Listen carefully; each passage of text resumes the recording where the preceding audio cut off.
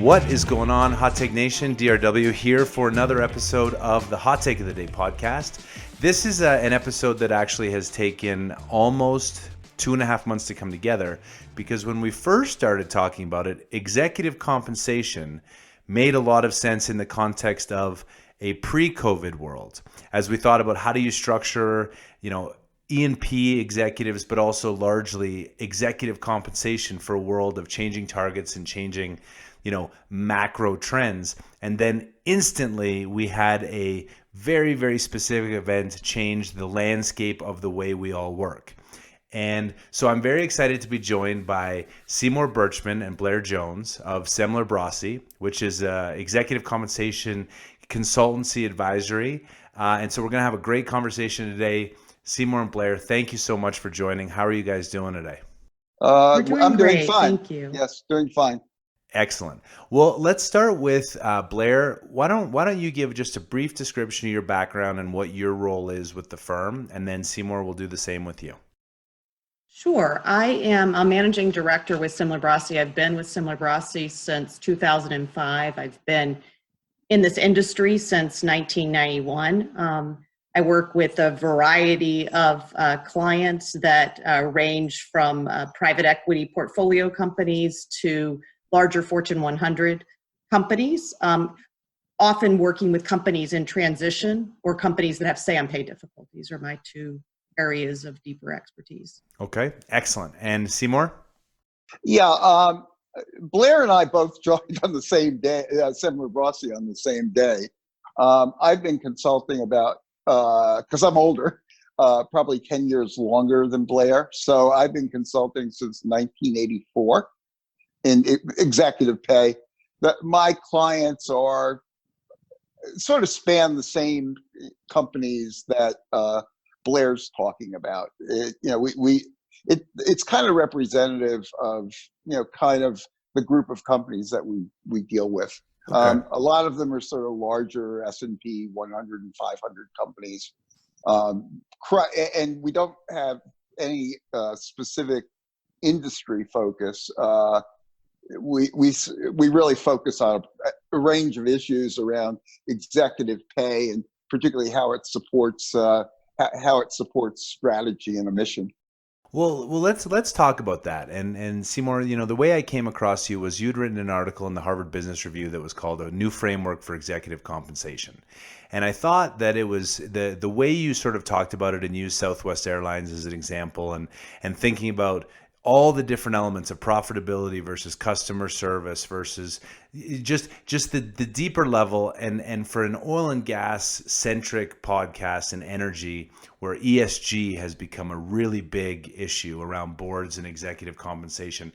How do you think, starting in 1984 when you started, just give a couple minute overview of how executive compensation has changed, and then in a post-COVID world, what major themes do you think we're going to see change go forward? Yeah, can I defer the first part, because we had sort of divvied this up to Blair. Yeah, of course. And then I could talk more about where I was going with my article. I love it. Perfect. Blair, BOMO. Sure. So, I think in our world today, Sayonpay has dominated most of the discussion. And what's been good about that is companies have ended up having more dialogue with their investors about their pay programs, and not just about pay, about governance and about these ESG issues as well.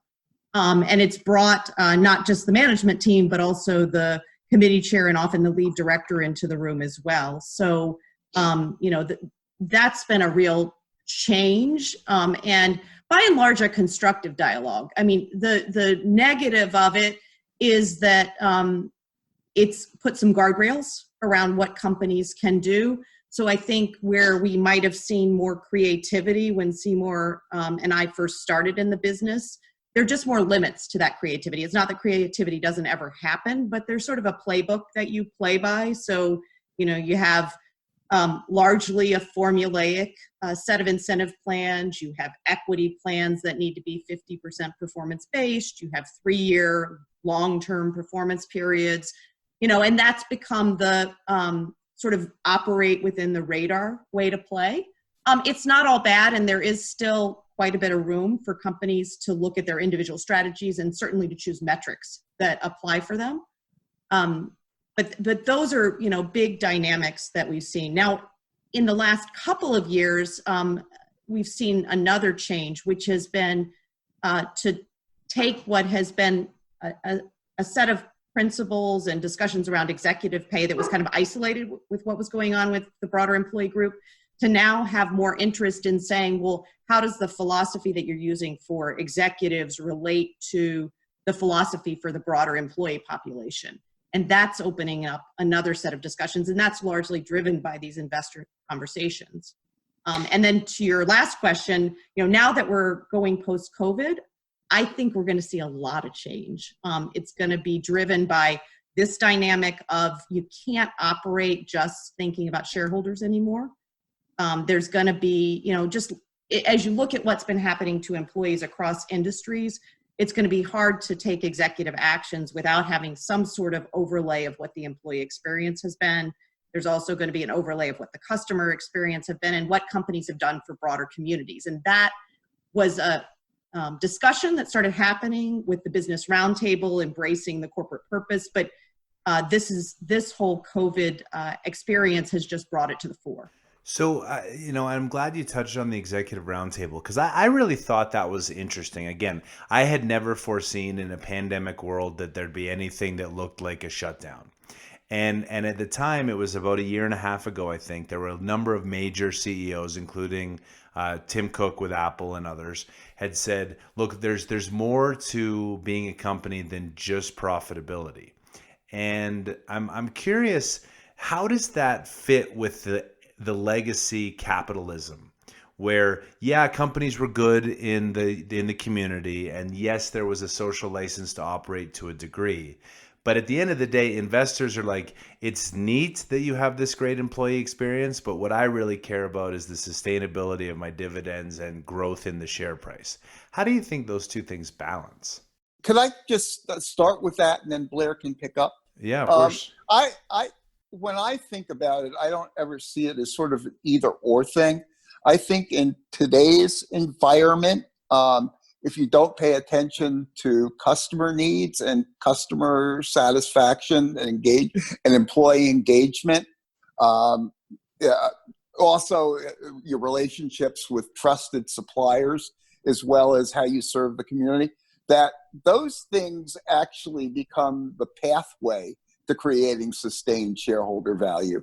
I find it hard to believe that a company could, now there are trade-offs, admittedly, short-term trade-offs, but over the long run, I don't think you can have a successful company if you don't take care of your customers, because employees have become a source of competitive advantage, particularly as we become a more knowledge-based and service-based economy. Employees are sort of key to that equation because of, big, just-in-time kind of supplies, which may have to be rethought after COVID. But, you have to have ever tighter relationships with your suppliers.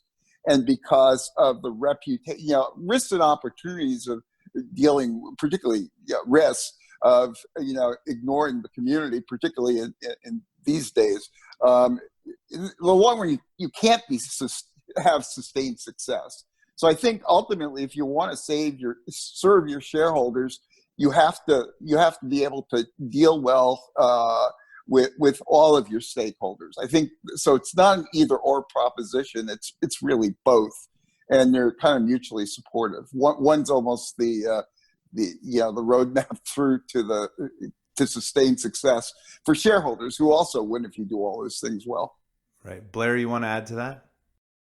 Yeah, I think Seymour is exactly right. And as we've seen these conversations that Sayonpay, they started about pay and the Sayonpay vote, but they've really expanded beyond that. We're seeing particularly the passive investors take strong points of view that it can't be an either or, that it has to be a both and.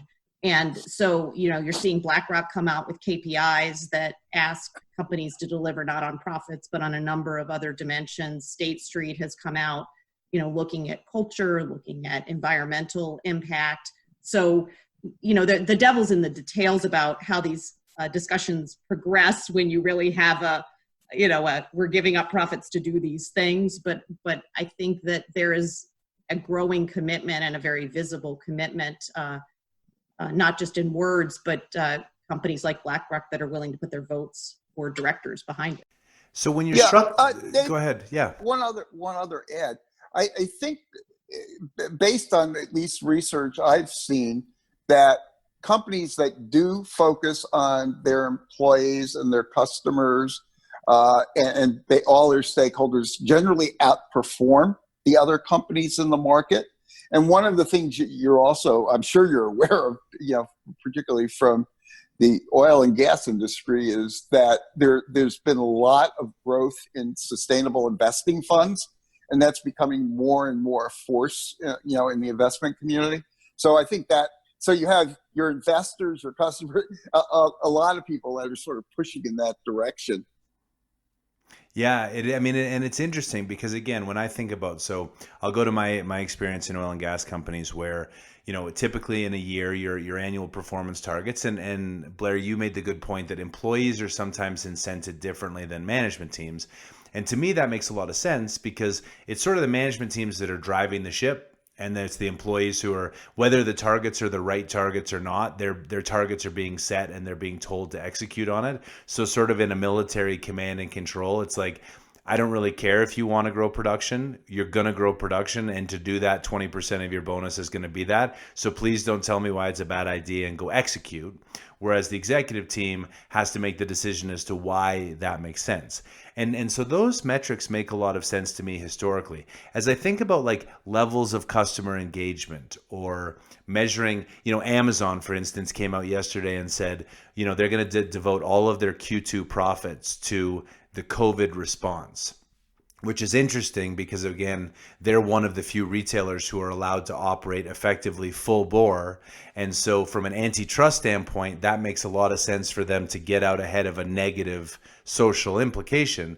But at the same time, how do we judge, like, was their COVID response good? Was it good for shareholders, society, the community they work in, Europe, Asia? What do you guys think about that? Like, how do you define that or benchmark it?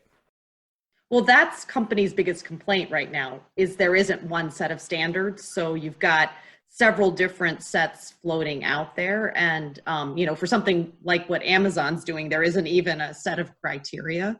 I mean, I think that right now people are getting credit for first mover advantage, but there's going to set an expectation for even higher contributions going forward. So, I wish I had a better answer for you, but it is companies' frustration that there's not a set of measurements out there, and they've been clamoring for that. And I think that's on investors' plates to try to drive better clarity. Yeah, because David, you might know, when it comes to the broader issue of sustainability, most companies now disclose annual sustainability reports, and investors, as I think Blair may have mentioned, are seriously evaluating and kind of measuring and engaging with boards and executive teams on how well they're addressing sustainability issues and how well they're addressing the community issues and things of that sort. So it's evolving, and the Sustainability Accounting Standards Board may be coming up with what will be the chosen scorecard, but it's still, there are a lot of competing ones, and they're all somewhat different. They have some common themes. Most of them were patterned after the UN Sustainable Development Goals that were developed in 2015. So they sort of have a common framework, but It's part of the Zoom now. It's part of Zoom. You're getting calls. We're all operating in our own world, so it's good. You just carry on. Sorry, Seymour. Yeah. So a lot of this stuff stem from the UN Sustainable Development Goals, and so most of them are patterned after that. But when you get to the Sustainability Accounting Standard Boards, which has sort of, I wouldn't say it's unique, but it has the advantage of it looks at the difference in the materiality across industries. So instead of, even though they have a common set of goals, the focus on what's really important, they sort of drill down into what's material for each industry. So I think that's one of the advantages, and there's a fair amount of momentum behind it. But people, companies have yet, or investors haven't landed on one particular framework yet. Except for in your space, of course. Yeah, with the climate change, the task, right. The task force for climate-related financial disclosures. So and so what I'll say is, and I think there's a couple really good topics, because again, I'm very cognizantly aware of your position in terms of your advisory services around executive compensation. And so, without diving into too touchy an issue, one thing I would have said in Seymour, where I thought you might go when I said 1984 to today, is when you compare a Europe or a Canada in terms of executive compensation, and you compare it on macro to the growth in the United States, and then you underlay a level of what I would call civil or social unrest about pay disparity. How do you think through, so-and-so made $100 million when the median salary is $50,000, when a business did A or B? And again, it's a very nuanced question. I get that. Like, I think about a Jeff Bezos who started Amazon and owns all the shares, and most of his comp is in the appreciation, which is very different than a CEO for hire, where, let's say, I was hired to be the CEO of a company that I didn't start, and you're setting metrics, and I make 100 million and someone makes 50,000. How do you think about that? And do you think that in a post-COVID world, do some of these issues start being added, like the sustainability measures, to oil and gas companies? Blair, you've been sort of closer to that one. Do you want to talk about that one? Sure. So I think that, we operate with two dimensions. First of all, first you start with the market, and, it is a market for talent. So that's how we determine pay levels at the start, but those are just pay opportunities, right? So you have to be careful when you're banding around 100 million, because it's 100 million denominated how, is it denominated in stock options? Is it denominated in cash bonus? So that's the second dimension we look at, which is pay and performance. And hopefully what you're doing is designing a pay program that has sufficient upside and downside potential in it, that if you don't perform, then that 100 million isn't earned.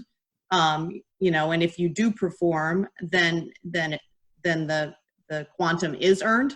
Now, all of that said, again, post-COVID, there's probably new dimensionality to all of this, and particularly on the what do you actually pay. So if we start with the market, then you look at how you actually perform. The third dimension that I think COVID's going to bring in is, and what have the employees experienced? And if the employees have had a tough experience, if they haven't had a safe work environment, if there have been furloughs and layoffs, if there's been some sort of reputational harm, then I think that affects the quantum you can pay as well. That's another lens that boards will look at. So it's not that it wasn't always there, but I think it certainly brings it to the fore. Yeah, David, one thing I would add, if you look at historically, when we had more of a shareholder focus, one of the because a lot of pay is delivered through stock and things that are related to stock price, and when you layer on that executive stock ownership goals, a lot of times shareholders were sort of, even though the amounts were getting to be huge, were as long as it was aligned with performance that served them, they were if you create $2 billion worth of value for shareholders and you're paying your CEO $100 million, they'll be looking at that and saying, well, that's, if you can create all that value for me, yeah, you're making a lot, but it's still only a small percentage of the total value you created for us. But a lot of that was sort of pre-stakeholder focused, right, when it was real. The question was really about shareholders. So I agree with Blair. A lot of it came out of, it's a competitive marketplace and the war for talent. And so basically everybody's sort of a free agent. And so prices got, pay got bid way up.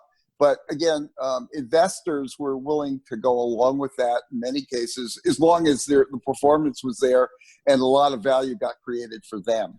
Well, and it actually, that really ties together 2 points, because on the one hand, you can have an old compensation model that paid very, very well for someone to have created so much shareholder value.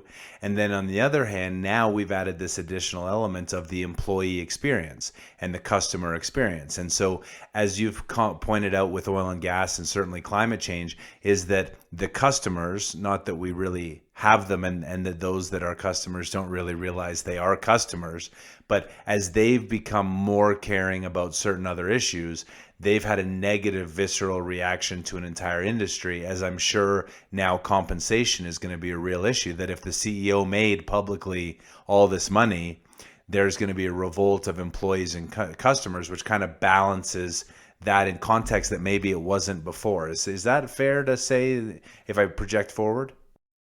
I think it's maybe more magnified than it was before, because there was always the reputational challenge, right? And there always have been stories in the press for as long as I've done this work where people felt like the CEO's pay was out of sync with what the contribution was more broadly. I just think we're going to see more of that. And, you called out about Amazon giving money back to the community or for COVID. But I've been amazed in this environment with the companies that have been affected, how quickly executives, boards of directors have reduced their salaries. Most of them aren't going to pay bonuses this year at all because they've laid off so many employees. Their stock is worth very little, if anything. So you've got a group of people working, for the smallest amount of money they've worked with for years and years, but they're doing the right thing. So right. There's been a turning point. We were working up. It's sort of like our being on Zoom now, and everybody, is thinking so differently about virtual meetings. The technology was there. The conversation's been there about ESG for the last 5 years, but all of a sudden it makes sense in this context. Right. Yeah. And David, if I could add, please do. Also, because of the impacts of COVID, it really extends to the entire population. So it encompasses not only your employees, but your customers and the community at whole. And so, again, as we get to a stakeholder model, it's kind of not only are you trying to balance being fair with employees, but customers don't want to see you profiting unduly, particularly in individual pay, profiting unduly at the expense of the rest of society. Right.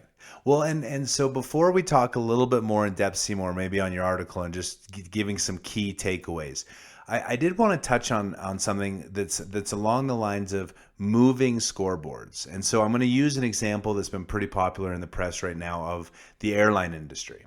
So the airline industry has poured back a lot of its profits and cash flow into share repurchases, which has the net effect of increasing its debt to capitalization ratio simply because they're canceling the equity.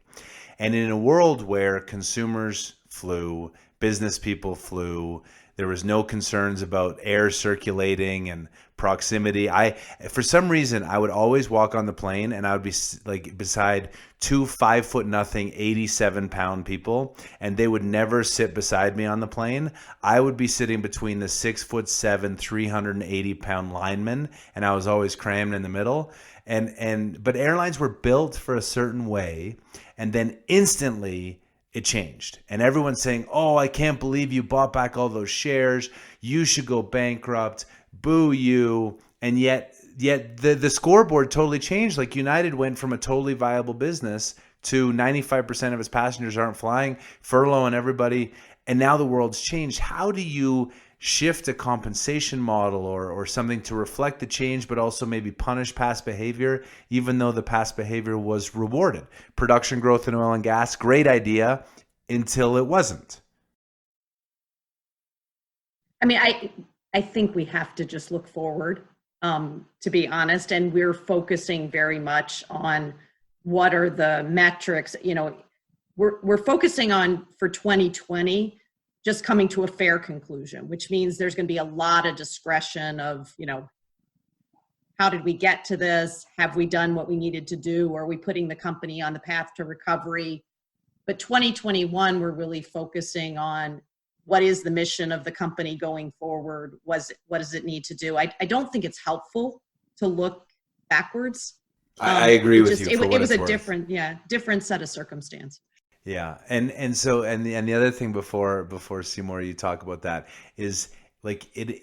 The other thing that's going to come out in the COVID world, right, is very clearly there's been a bifurcation of the handling. And Seymour, before we got on, we talked about you're in Florida, and DeSantis is responding a certain way. I'm in Colorado. Polis is responding another way.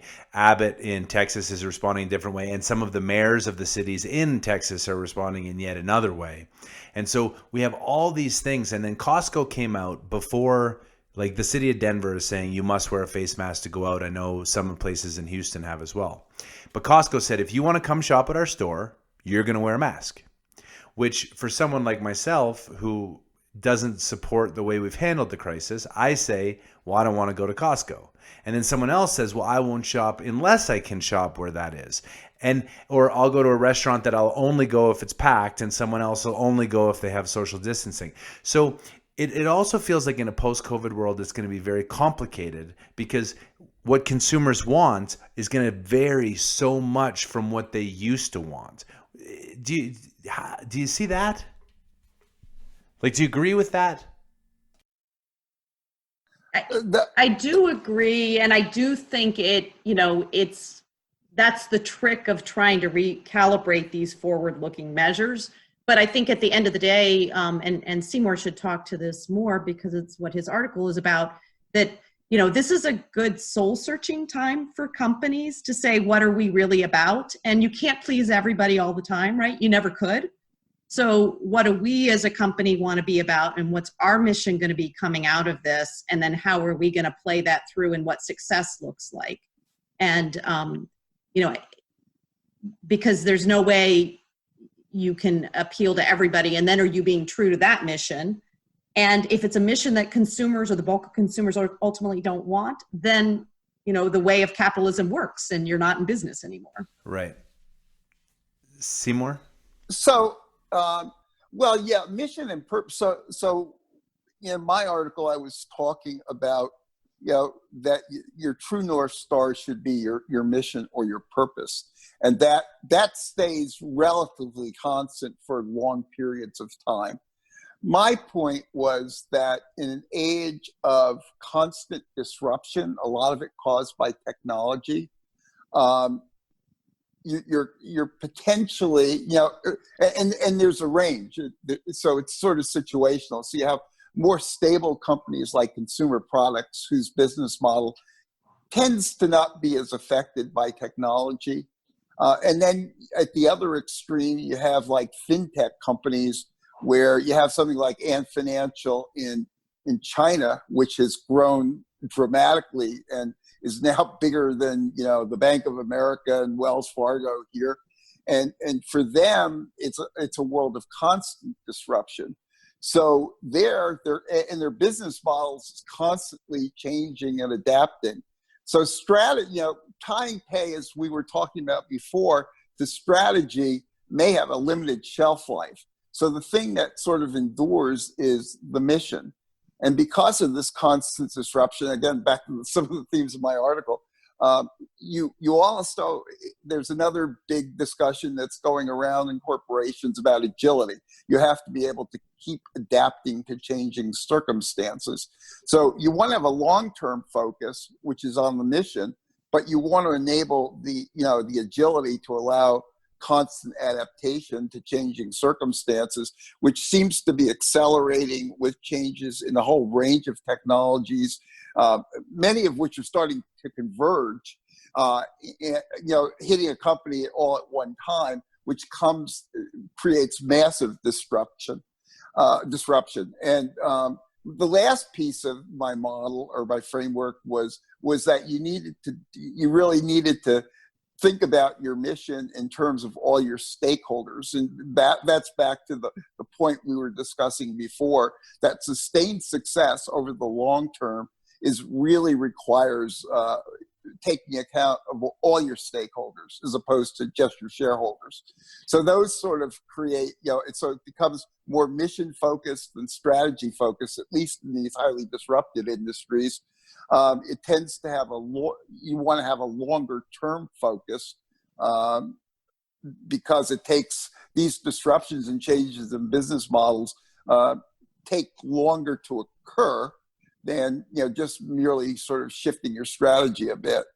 So more long-term focus, more stakeholder focus, a need to address, basically becomes greater use of non-financial measures, moving away from budgeted targets, which often are tied to strategy, to things like continuous improvement and peer relative kinds of things. And even peer groups are becoming kind of challenging because you find a lot of industry convergence. Who would have thought that Apple and Amazon were going to be competing with the other media companies 5 years ago? That wasn't, absolutely. At least I didn't anticipate that. And so as things get driven by big data and artificial intelligence and things like that, you're finding out that the core competencies are really about your ability to deal with those issues as opposed to staying within a specific industry. Well, one of the things I really liked about the concept of the North Star, and it brings me back to when I did my MBA, which was 2005. Certainly, every year that goes by, the disruption that you're talking about has gone up and gone up and gone up. And I've always used the example of, like, before Google was Yahoo, who's now totally irrelevant, and before Yahoo was Ask Jeeves, who's now totally irrelevant, and before that was the door-to-door encyclopedia salesperson, because like all the knowledge you could possibly have, and so it changed. The world changes so incredibly fast, and so I love the North Star vision. I think that's David, really good. If I could add one other point, please do. While you're on Google, you also have Waymo as being part of Google. And all of a sudden you have somebody in, a non-automobile company sort of moving into the autonomous car space. And who would have imagined that 5 years ago? So it's another issue of convergence. Google, a tech company, basically is now potentially will be a big competitor with the autonomous, like Tesla, and Tesla as well. Yeah, and so I think that was sort of like the framework of a follow-up question I was going to ask. Like, and it's so hard as everything is converging and changing. But the example I use is Uber, right? So I'm sitting there, I'm a yellow cab guy. I sell the medallions to people. I see this Uber coming, and I'm like, I don't really care. I'm not going to deal with it. And we obviously all know the ramifications of that. And so the hero tends to be the person who saves the company in a crisis. So like Mayor Giuliani was the hero of 9/11 because he responded on behalf of the city of New York to a tragedy. But the dude that stopped the terrorist attack that would have happened August 3rd, there's no evidence, there's no statues to that person. So as an executive, like let's say I've been sitting in my office saying, I'm really worried about this pandemic and debt, so I'm going to go with no debt and free cash flow and all these things. And then the pandemic never comes to be. So I look bad, but I avoided what we're seeing. How do you balance the prognostication of the future with the we need a hero in a crisis, let's pay Winston Churchill all the dollars? That's an interesting juxtaposition and characterization. I hadn't thought about it that way. I think that if you are the, executive who takes a different path, and maybe the path that's counter to the accepted wisdom at the time, your ability to sell your North Star is even that more important, right? You need to be clear about how you're making your choices, why you're making your choices. And again, not every investor is going to gravitate to every company. What you're looking for is, are there enough? You can't wish for a pandemic like this to happen, and you would never wish that. But hopefully in those kind of circumstances that those kind of companies do stand the test of time. But I think it gets back to your being able to convey why you're making the choices you are and why you think that is valuable. But clearly, as you know, and I know you posed the question, making it sort of juxtapose positions, you're probably going to negotiate with your board to be somewhere in between, right? Because the realities of the current conversation are going to be hard to ignore. Well, and I think, and Seymour, go ahead. Oh yeah, I one of the things, while you're sort of a different response, I wasn't sure where you were going, but that's typical of where I go. I very open questions, meandering. So I just try and convince a board to just let me run the company, and I'll let them know how it's going. Yeah. So to some extent, I think executives, and back to my sort of strategic agility stuff and long-term focus and mission in terms of what business or what customer need are we really trying to satisfy, they need to be able to look out and understand and see this disruption that's about to occur as it's unfolding and come up with a response. So the car companies have, obviously moving towards electronic vehicles in response to, I guess, the sharing economy or looking more at ride sharing. So I think some of it is you have to see where those trends are going, societal trends as well as technological trends, and you need to be able to look out and anticipate it. And that's going to be part of, sort of a critical aspect of corporate leadership going forward, is the ability to kind of constantly looking out into the future to see what kinds of things are going to be possible and be threats, and be able to have a response that will be able to, so it's anticipating it and then having a response that basically doesn't make you irrelevant.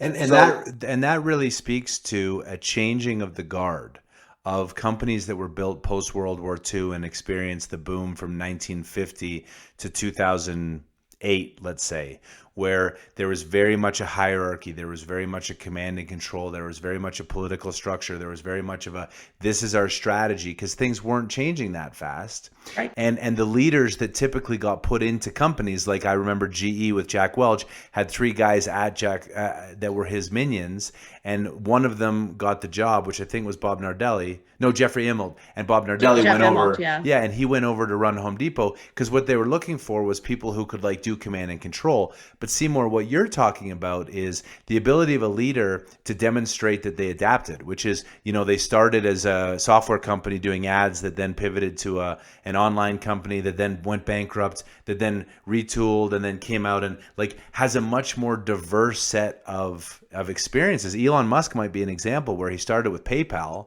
and then pivoted into SolarCity and Tesla, and now we have this entirely different thing going on. Well, there's a lot Amazon that started with books, and right, look at where it pivot, is. Pivot. Yeah. But I think a lot of people are questioning both. I guess it's partly that the old industrial companies were not only commanded and control, but they were also siloed. So you had, functions sort of operating independently. And I think a lot of the discussion that's going on now is building agile leadership teams and agile teams in general that are multidisciplinary, cutting across functions that allow for a lot more innovation. So I think the command and control kind of approach and the siloed approach, I don't know how much longer they're going to be around, right, particularly in these industries I was saying before, like fintech, where there's constant disruption and it's major disruption. And also back to the point we were discussing before, a lot of industry, competitors coming from, adjacent or maybe not even adjacent, but far away industries that all of a sudden are starting to pick up all of your market share because they're able to see customer needs much better than you were. You're sort of stuck in your old model. There's a lot to being risk averse and sticking with the status quo because that's what made you money.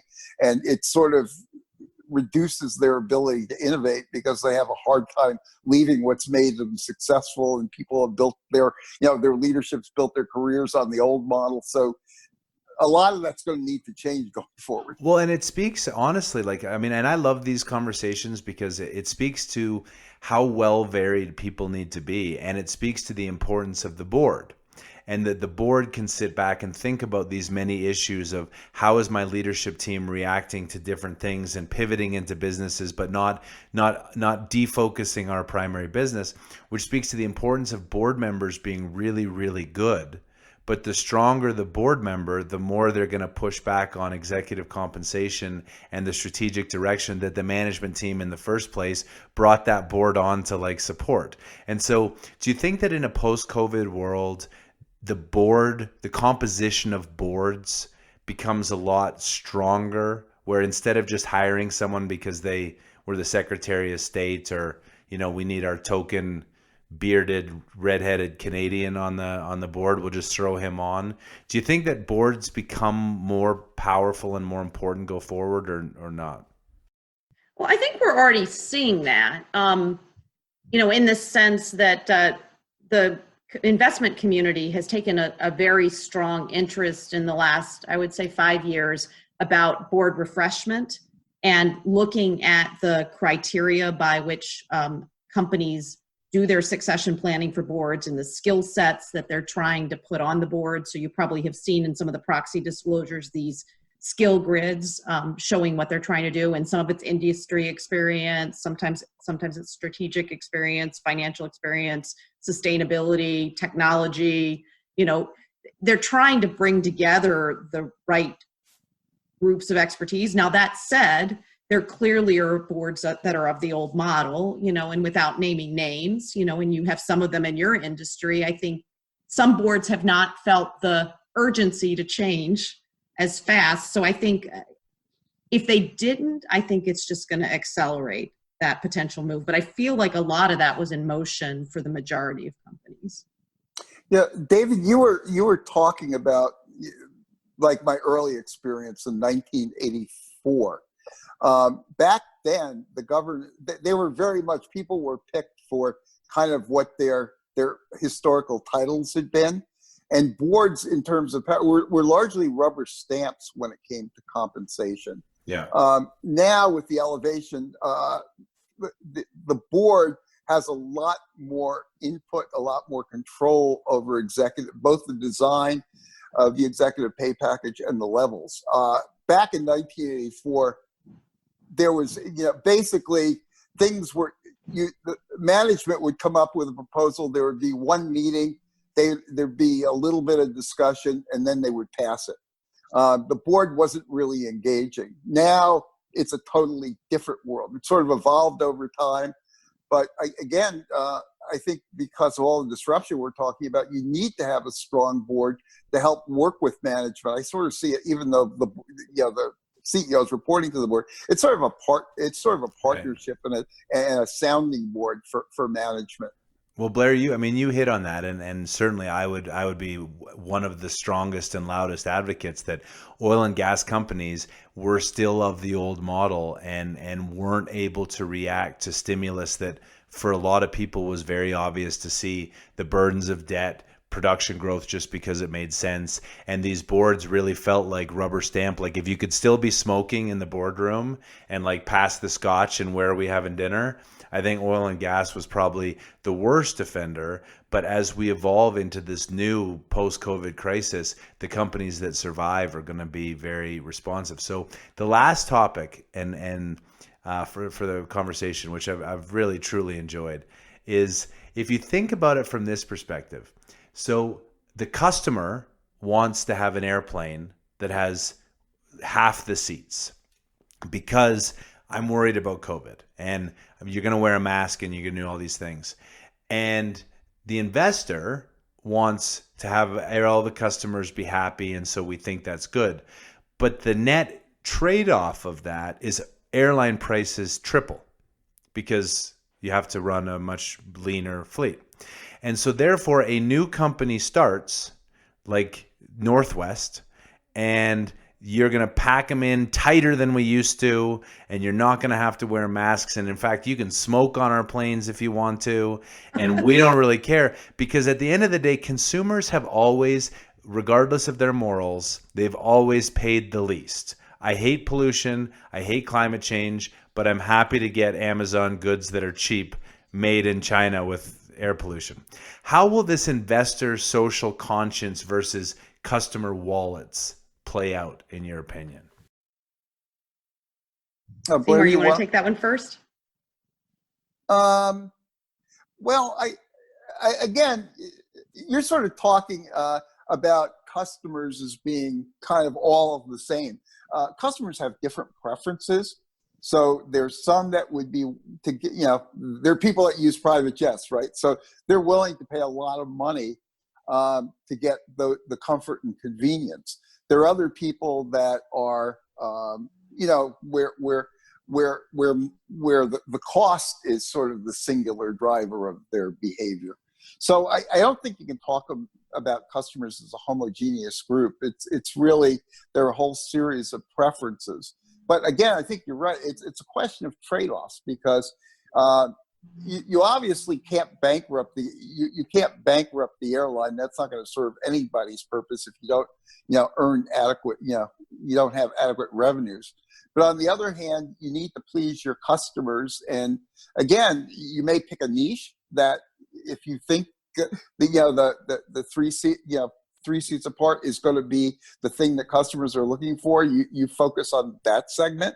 And if people are at the other end of the extreme, really cost focused, there's still going to be an appetite for it. I mean, I think people have a right to make customers have the right to make choices that sort of fit with the kinds of things they need and want. Blair? Yeah, it'll be interesting to see where it goes. I was thinking about a different example. Like, people still, even though a lot of people have decided to be vegetarians or, pescatarians or whatever, there are still the beef producers, right? And, they're still out there, and, they operate within a different set of standards. So I don't think they're held to any less ESG types of criteria, in terms of good treatment of animals and in terms of the waste and how that's affecting the environment and stuff. So, I guess you can have both. To Seymour's point, you can have both going on. The question is, where do the consumers go over time, and do you have a business to run? Well, and I think that was sort of more the line of the question was, and Seymour, to your point, I always remember in my MBA we talked about, you can have a high differentiation, high cost strategy like Louis Vuitton, sell a very small number of purses but at a very high price because customers are very heterogeneous and they want something. But then to be a low cost model like a Walmart, like an Amazon, like a Google, you have to have a homogeneous customer in order to get that scope and scale and then make a very small profit on a lot of transactions. And the complexity that now seems to be added post-COVID is you're going to have a very heterogeneous response to a large crisis with different levels of consumption demands that are going to take these huge companies and ask them to be more specific, but not trade off quality of experience, price, cost, which actually makes me feel very excited about the future, because the number of niche businesses that could be started to serve, to your point, Seymour, exactly the heterogeneous customer that I have. The meat eating, pretends to be pescatarian, wants to smoke on an airline, but only if only 4 people are on it. Like, that is the niche customer that I want coming to my motorcycle store or whatever. Right. Well, great. I can't tell you how much I enjoyed the conversation, just thinking about some of the high level issues that you must be dealing with right now as boards are thinking about bonuses and compensation. Appreciate you spending the time with us. We will have show links to Seymour's article so that you can read it. I think it was a really, really good article. We'll have some links to Semler Brossy's background and what they can do potentially for your company, but at least the way they structure through thinking about the ever-changing climate. Until next time, you can always follow us on the web, send me an email anytime, write a review, tell me what I'm doing well and what I can do better. And then just like the board, I'll ignore them and do whatever I want. Until next time, be safe, be good, have a great day. Bye for now.